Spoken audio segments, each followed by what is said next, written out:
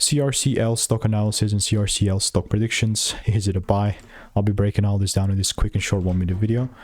I'm the only guy in this space that's done 48,000 videos over 5 years and documented everything.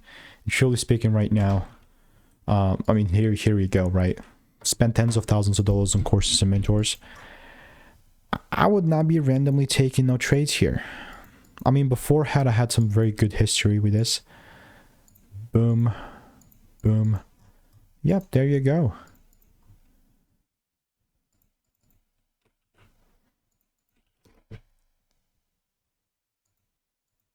Obviously not going to be buying. $76, 98 cents, $200. Not only did this deliver, I caught it 2 separate times. I did have a break even here and there, but now it's consolidating. And I'll be very truthful with you, this is not looking good for me right now.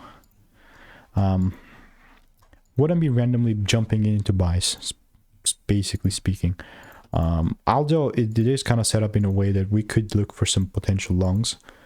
At least I'll be targeting, you know, these highs at 111, $111.